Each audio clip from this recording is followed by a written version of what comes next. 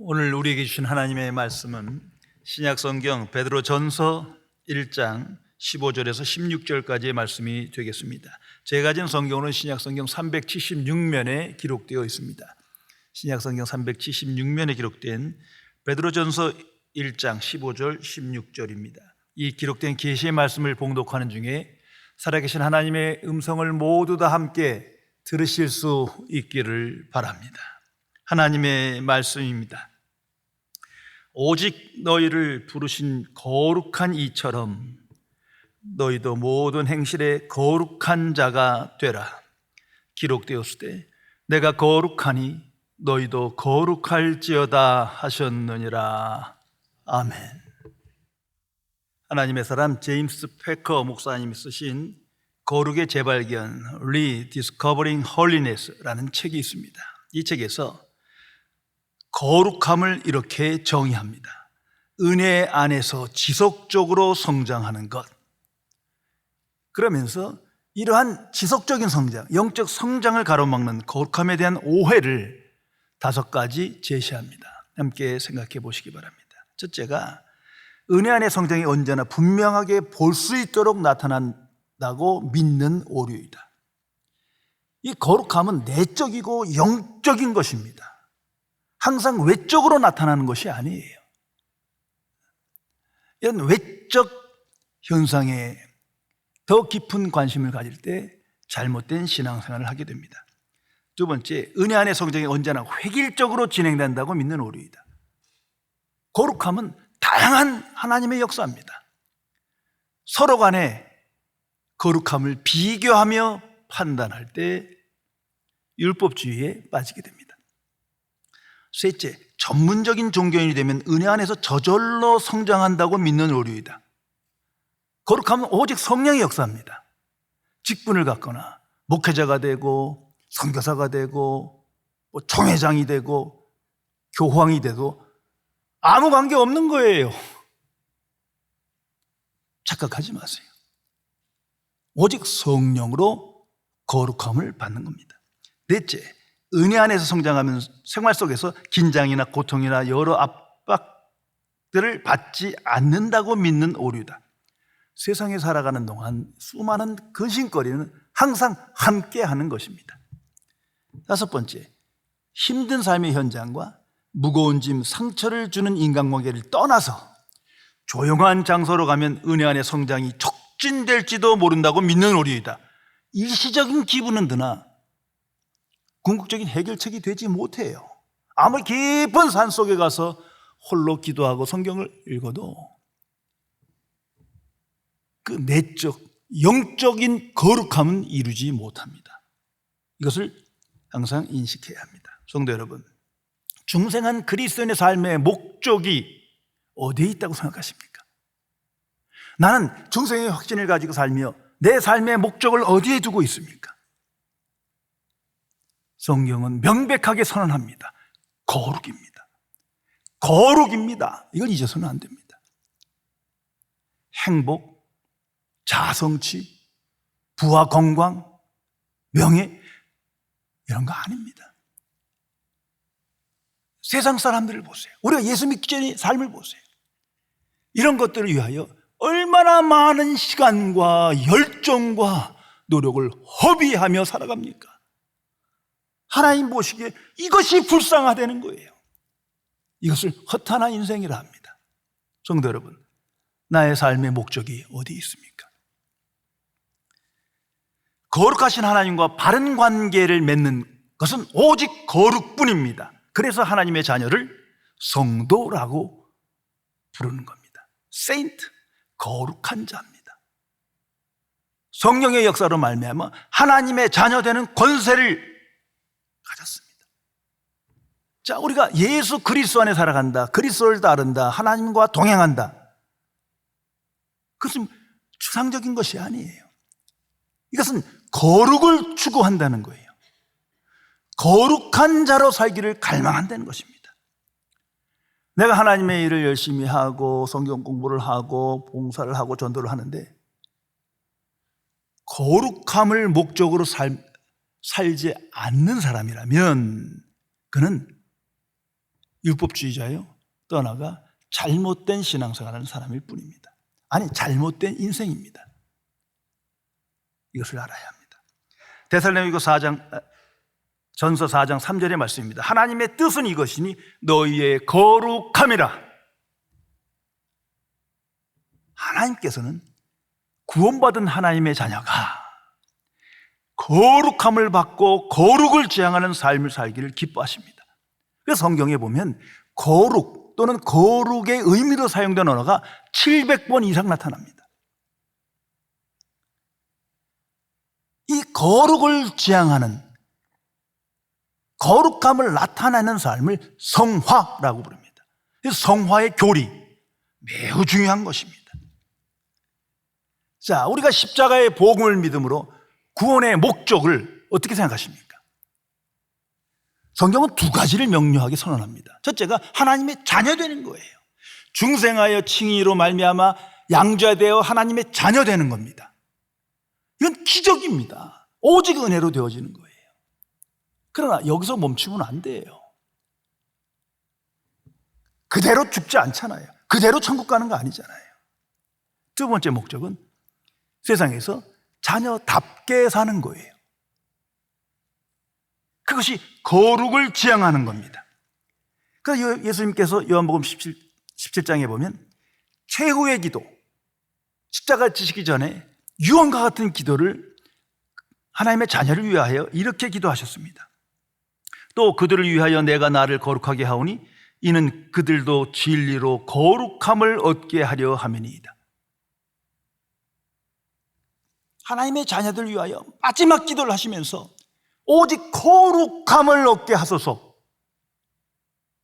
기도하셨고 오늘도 기도하십니다.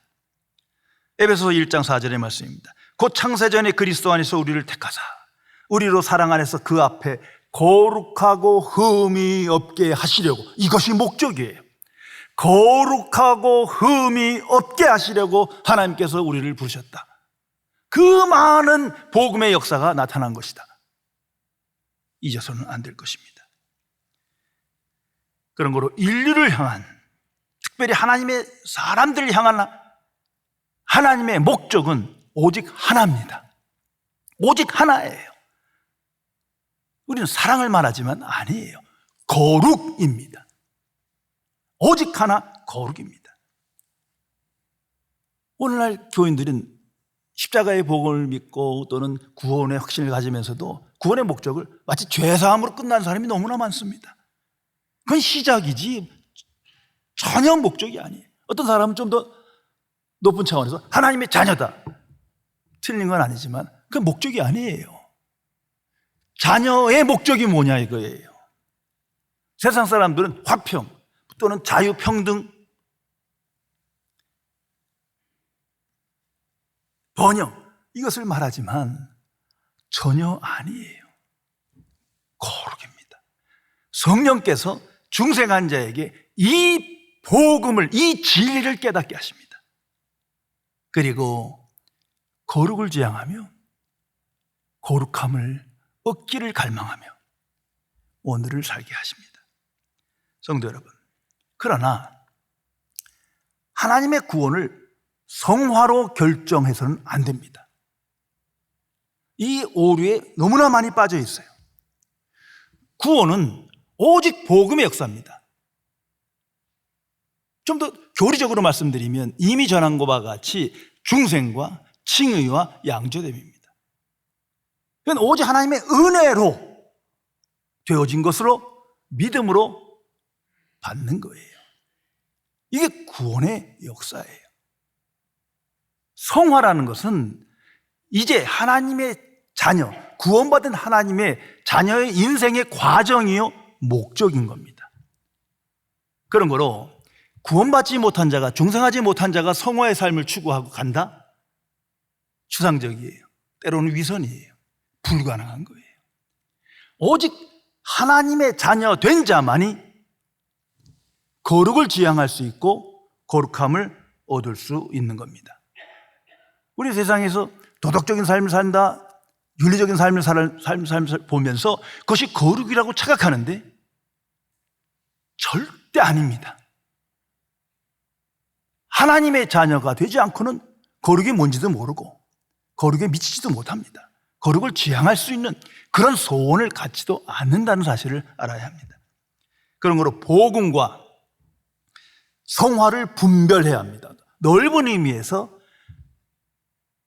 성화도 복음적 관점 아래에 있지만 이건 엄연히 분별해야 합니다. 자, 복음이란 오직 은혜로 되어지는 거예요. 정확히 말하면 예수 그리스도 안에서 십자가에서 이루어진 거예요. 단번에 되는 거예요. 성화는 평생 가야 되는 거예요. 죽을 때까지 지속적으로 해야 되는 일이요. 하나님이 하신 일과 나의 하는 일이 합해서 이루어지는 거예요. 이건 차원이 다른 겁니다. 그럼에도 불구하고 이 복음과 성화를 자꾸 혼합시키는 거예요.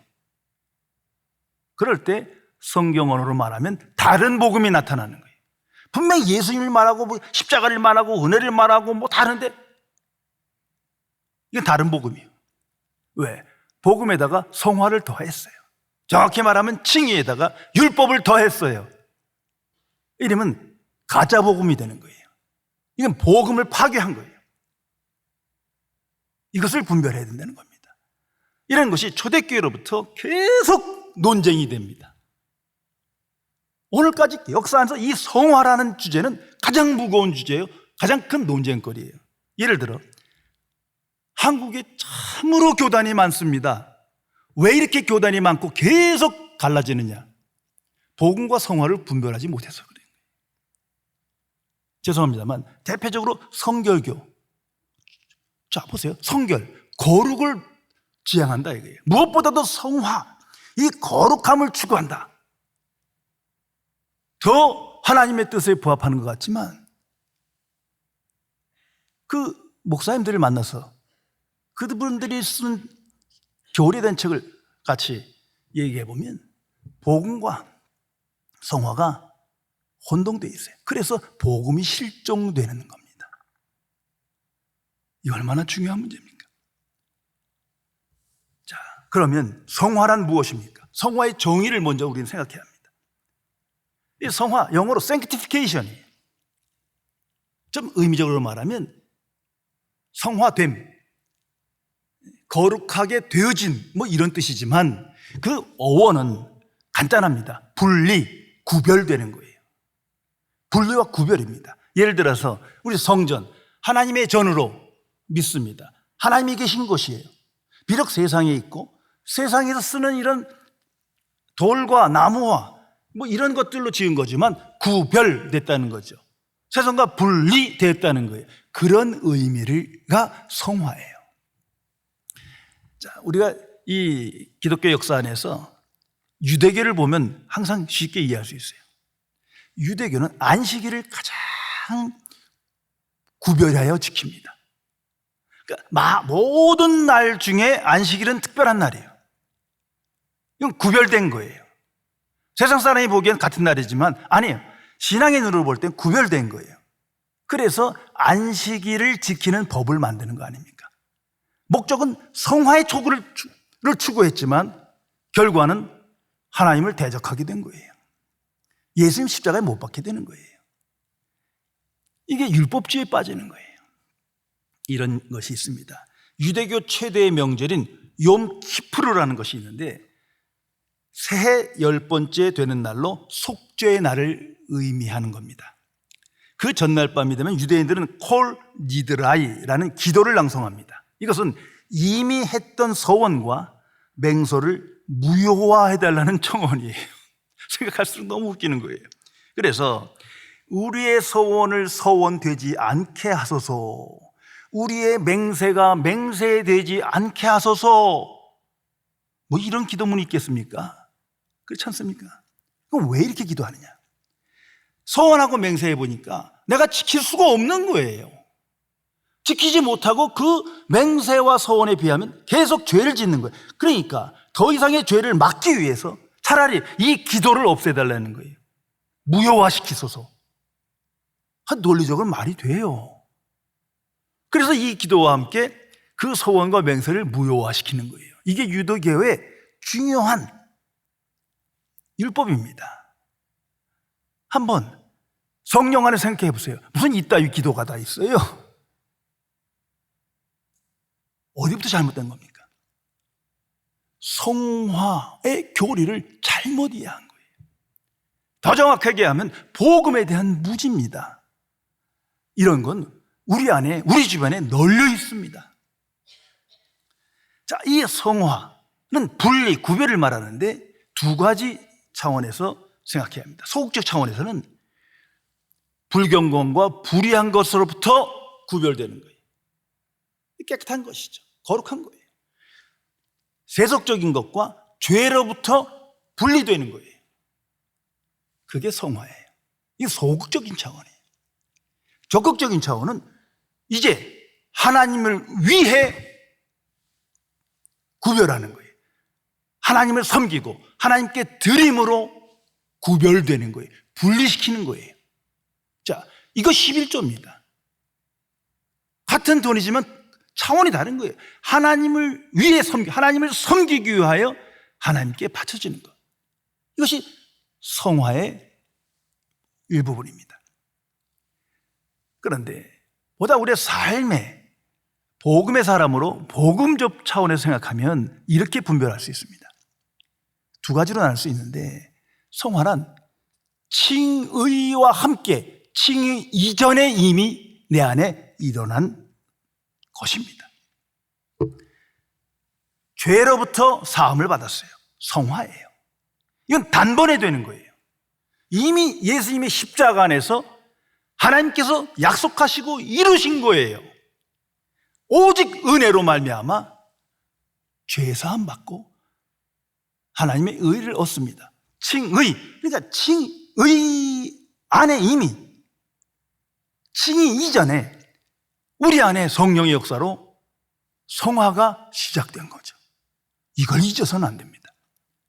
이제 두 번째는 칭의 다음에 성화의 삶이 있죠. 계속 죄를 짓잖아요. 죄 가운데 살아갈 수밖에 없는 상태예요. 일반적으로 성화를 여기를 논합니다. 이건 평생 지속되는 것이지 단번에 성화되는 것은 없습니다. 또한 저절로 되는 게 아니에요. 칭의 이전의 성화는 오직 은혜로 저절로 단번에 되지만 칭의 이후에 되어지는 것은 절대 저절로 되는 것도 아니요 단번에 되는 것이 아니에요. 내가 주 안에서 하나님께 순종함으로 나타나는 것입니다. 이걸 항상 기억해야 합니다. 그러면 어떻게 거룩함을 받고 성화를 이룰 수 있습니까? 성경은 명백하게 선언합니다. 오직 하나님의 방식으로, 오직 복음의 방식으로. 이거 잊어서는 안 됩니다. 그런데 끊임없이 인간의 방식으로, 더 나아가서는 하나님의 방식과 인간의 방식을 더해버려요. 이건 잘못된 겁니다. 그것이 종교화라는 거예요. 인간의 방식으로는 거룩함을 얻는 것은 불가능합니다. 하나님 앞에서 누가 거룩한 자가 될 수 있는 겁니까? 인간의 힘으로는 불가능한 겁니다. 그래서 이 역사 안에 보면, 우리 삶 속에 보면 성화의 교리에 두 가지 문제가 생겨요. 성화를 자꾸 칭의 다음에 반드시 따라오는 것, 저절로 되는 걸로 생각해요. 그것이 소위 성화를 강조하는 교단들이에요. 아니, 의롭게 칭하고 하나님의 자녀되면 정말 깨끗하게 살아야지. 그건 알지만 이게 따라오는 게 아니거든요. 저절로 되는 게 아니에요. 이것이 구별하지 못해요. 이렇게 되면 어떻게 됩니까? 구원이란 성화되어야 이루어지는 거 아니에요. 성화되지 않으면 구원받지 못하는 거 아니에요. 그러니까 성화가 구원을 결정하는 무엇이 돼버려요. 이쯤 되면 복음이 아니지.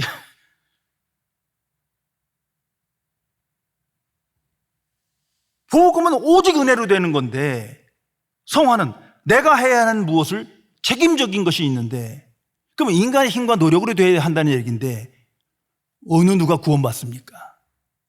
이런 모순에 빠지는 거예요. 그럼 결국 어떻게 되겠어요? 이 거룩이라는 것이 추상적이 돼버려요. 결국 불가능한 거니까 그냥 거룩 그러고 마는 거예요. 그리고 때로는 위선이 돼버리는 거예요. 왜? 사람들 앞에 거룩하게 보여야 돼. 이건 무서운 사탄의 역사입니다. 그래서 제가 복음을 말할 때 이 칭의에 대해서 로마서 5장 1절을 가장 귀하게 여긴다는 게 그 말이에요. 칭의와 영화가 함께 이루어지는 것이지 성화가 조건이 아닌 거예요. 그게 은혜예요. 아니면 어느 누가 구원받겠습니까? 어느 누가 하나님 앞에 거룩한 자가 되겠습니까? 이거 절대 잊어서는 안 됩니다. 그런데 잊고 망각하거든요. 두 번째 문제는 칭의와 성화를 분리하는 거예요. 이게 오늘날 개신교의 가장 큰 문제예요. 그래서 칭의를 옆에다 놓고 오직 성화, 도덕적이고 윤리적인 삶, 거룩한 삶, 이걸 강조하는 거예요. 이걸 외적인 그 삶으로 판단하는 거예요. 이것이 종교라는 거예요. 이건 불가능한 겁니다. 성화되지 못합니다. 이 위험성을 알아야 합니다. 그러면 어떻게 성화되느냐? 오직 하나님의 방식입니다. 이 성화는 구원의 전 영역에 걸쳐서 칭의 이전, 칭의 이후에 하나님의 행하시는 일입니다. 이걸 잊어서는 안 됩니다. 그래서 예수님께서 이렇게 기도하십니다. 아주 간단하게 명료하게 말씀하십니다. 진리로 거룩하게 하옵소서. 오직 하나님의 말씀만이 진리입니다. 진리로 거룩하게 하소서. 진리의 역사로 칭의를 이루고 진리의 역사로 성화를 이루는 거예요. 오직 하나님의 방식입니다. 그런 거로 우리의 삶 속에서 성화를 이루려면 항상 중생의 확신을 갖고 중생의 초점을 맞춰야 합니다. 이 중생의 역사를 일으켜서 새 생명을 주시고 의롭게 하시고 하나님의 자녀되게 하신 것은 십자가에서 행하신 거예요. 하늘을 위해서 하나님께서 그냥 말만 하신 게 아니에요. 성육신하시고 그 많은 삶과 가르침을 통해서 십자가에서 완성하신 겁니다. 이걸 망각해서는, 이 은혜를 잊어서는 절대 거룩함에 이르지 못합니다. 성화되지 못합니다. 또다시 옛날로 옛 본성으로 돌아가게 됩니다. 중생했다. 이 성령의 역사 가운데 그 은혜에 감사한 거예요. 그러다 보면 은혜에 합당해서 은혜를 나누다 보면 성화되는 거예요. 이것이 하나님의 방식입니다. 중생의 확신, 하나님의 자녀됨의 믿음과 확신을 가지고 그 정체성으로 살다 보면 나도 모르게 변해가요. 점진적으로. 이것이 하나님의 방식입니다. 그러므로 복음을 없이 성화를 추구한다. 복음을 깊이 묵상하지 않고 성화를 추구한다. 복음적 생각에 이끌리지 않고 성화의 길을 간다. 이거 다 위선이요, 종교적 방식이에요. 성령의 역사 없이 난 성화의 삶을 살아간다. 이 또한 어리석은 거예요. 하나님의 은혜가 없이, 은혜에 붙잡히지 않고 내가 내 선행으로, 내 착한 일로 내가 성화를 이룬다. 이게 종교인이라는 거예요. 성령께서는 항상 중생의 확신, 오직 복음, 복음의 포로 되게 하여 성화를 이루시고 나타나게 하십니다. 그래서 성경을 보세요. 사도식, 이 신약 성경엔 사도들은 오직 복음만을 전했습니다. 종교개혁자들 보세요. 오직 복음을 전한 거예요. 오직 믿음, 오직 내. 성화를 몰라서가 아니에요. 성화를 추구하다 다 종교가 되고 말아요. 유대 종교가 되고 마는 거예요. 성령께서는 오직 복음으로 하나님의 자녀답게 사시게 하는 거예요. 그래서 저도 조금 더 타협 없이 오직 복음을 매주일 선포할 수밖에 없는 거예요. 성화의 기준은 하나님의 의입니다. 우리가 인간의 의를 생각했을 때 도덕, 윤리, 높은 수준의 도덕을 생각하면 이 앞에서도 부끄러운데 무슨 거룩을 논하는 말입니까? 하나님의 의 앞에서 거룩한 자, 이건 오직 하나님의 방식으로만 가능하다는 것을 알아야 합니다. 그런 거로 우리는 구원의 완성을, 그 비밀을 항상 인식하며 그 길을 따라가야 합니다. 성령께서 이 길로 인도하시고 우리를 재촉하십니다. 먼저는 삶 속에서 항상 중생을 인식하며 그 복음을 묵상하며 살아가야 돼요. 나 같은 죄인이 하나님의 부르심을 받았고, 나 같은 죄인이 의롭다 칭함받고, 나 같은 죄인이 하나님의 자녀가 되었다. 얼마나 감사합니까? 보이는 건 오직 하나님의 은혜예요. 복음의 역사 안에 내가 있습니다. 이 믿음으로 성화의 길이 시작되었고 이루어져 나가는 겁니다. 그리고 두 번째는 나입니다. 복음은 오직 하나님이 행하시는 일이지만 성화는 하나님의 이 놀라운 복음의 역사와 나의 믿음, 나의 실천이 요구되거든요. 하나님의 하시는 일과 나의 하는 일이 합하여 성화가 나타나는 거예요. 이거 저절로 되는 거 아닙니다. 단번에 되는 것도 아니에요. 어느 날은 되고 어느 날은 또 안 되기도 해요. 우리가 일상적으로 경험하는 거예요. 그런 거로 항상 거룩을 지향하고, 하나님 나의 인생이 거룩하게 하여 주옵소서 간절히 기도하고, 하나님의 말씀을 묵상하고 순종하여 예수 그리스도를 따르는 삶을 살아가야 되는 거예요. 그 과정에서 성화가 이루어지게 됩니다. 그리고 세 번째는 성령의 역사입니다. 성령의 역사 없이는 성화라는 것은 있을 수가 없는 거예요. 뭐 거룩을 추구해? 거룩을 기도해? 있을 수가 없는 거예요. 성령께 기도해야 성령께서 그렇게 그 삶의 목적으로, 거룩을 목적으로 기도하게 하시고 살게 하십니다. 그래서 영주도적인 삶을 살아가게 되는 거예요. 이 땅에서 영생의 삶을 살아간다는 것은 거룩을 지향하며 거룩을 나타내는 것을 의미합니다. 그리고 네 번째가 아마 실제적으로 가장 중요할 거예요. 성화의 완성은 죽음입니다. 죽음이에요.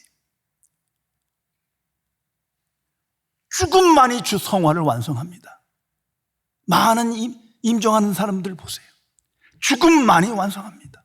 모든 하나님의 사람들이 죽음을 앞두고 죽음을 직면하며 성화의 빛을 바랍니다.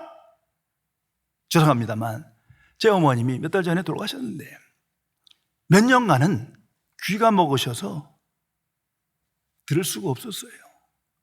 사람을 자유롭게 만나지 못해요. 몸이 굉장히 연약하시고 병중에 계셨어요. 자, 그분이 하실 수 있는 건 딱 두 개밖에 없더라고요. 실제로 몇 년간을 보니까 기도하고 성경 읽고 기도하고 성경 읽고 얼굴에 빛이 나. 그러니까 저희 동생이 놀려요. 엄마, 지금 이 나이에 신학교 들어가시려고 그래.